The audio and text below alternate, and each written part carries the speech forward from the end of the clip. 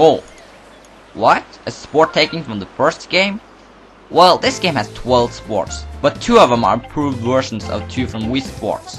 And that's kinda interesting, because on the front of the box it says 10 sports. They had the perfect freedom to say 12 sports, but still decided to say 10 so you would get surprised when starting up the game and realize that there are actually 12 sports, not 10. That's completely the opposite of games like 82 in 1 on Game Boy, where the title says 82 games gathered on 1 cartridge, but when you start the game up you realize there are only 9 games. What they forgot to tell you was that there are 82 identical games. But here comes Wii Sports Resort, which has guts enough to tell straight up there are 10 sports and not 12. But anyways, golf. It's pretty much the same as the first, but with new levels and improved controls. Also, when you rotate the Wiimote, the bar will bend itself, so it makes it much easier to indicate if you're shooting straight or not. There is so much precision to it that I feel the biggest difference between this and the first golf is that in the first golf I cared most about shooting the correct angle, but in this game I feel like it's more important to do a perfect swing, and I don't have to care as much about moving the D-pad. Honestly, this game feels like a completely new experience, even though it was already in the first game. Bowling. This is pretty much the same game as in Wii Sports, but it's much easier to spin the ball, and that is a big plus. There's also a 100 pin mode, which was also in the first game, and a spin control mode, which was also in the first. But this time it's so much more fun, because it's so much easier to spin the ball around walls. The spin control stages are a great idea, but I think the level design is a bit boring. Like, many of the stages require to throw straight. And what is this? Level open? Why is there an open level in the spin control mode? If I want open levels, I just play the regular 10 pin game. Power cruising. Power cruising. Power cruising. In this game you have to drive through rings, and the control scheme is kinda weird. You have to hold the Wiimote and nunchuck facing toward each other and steer. I do get very tired after a while when holding the controllers like this, since you literally have to keep both arms straight out all the time. But I do like that when you twist your wrist backwards, you boost, and that was a lot of fun. Every once in a while these rings in the air appear, and the only way to get through these rings is by boosting straight in front of the big wave, and then you jump. Now what's really weird is that every time you drive toward a ring in the air there's always, and I mean always, coming a big wave towards you that you can use to jump through the ring. How random.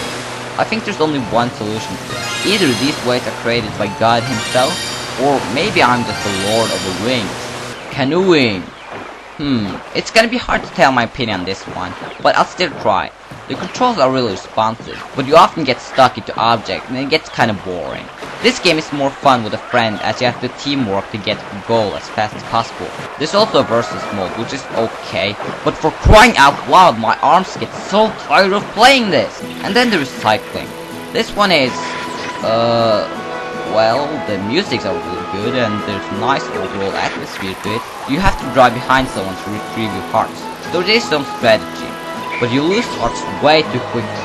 The best thing I can say about this game are the controls. Shake the Wiimote and nunchuck up and down. Wow, Nintendo, this is great and creative usage of motion sensing. This game really takes great advantage of the Wii Motion Plus. But seriously, this game is okay. It was fun at times. It's just the fact that the controls are so stupid. And last but not least, air games. This one has many different modes. The first mode is skydiving. The controls are very interesting. You rotate your Mii with a Wiimote, and you have to connect with the other Miis and take pictures. And that's pretty much it. After a while, when it seems like it's time to open your parachute, you open your parachute. No, you fly through rings. And after that, you gather all the Miis, and then you take a picture. Come on, go ahead, look at how close you are to the ground, open your parachute already.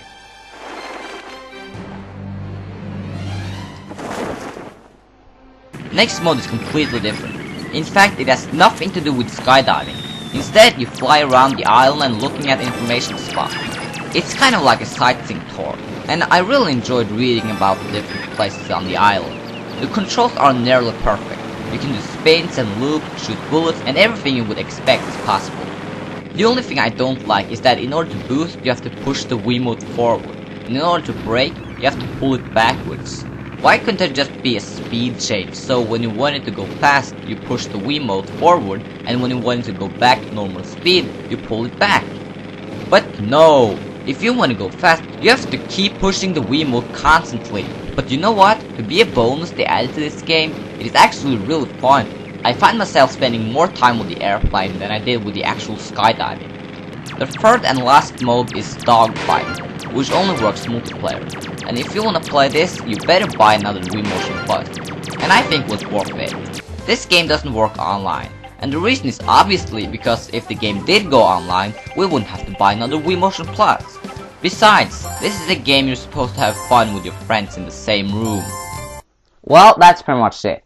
Wii Sports Resort is by far the best party game I've ever played. Now all we need is a funny way to end this review.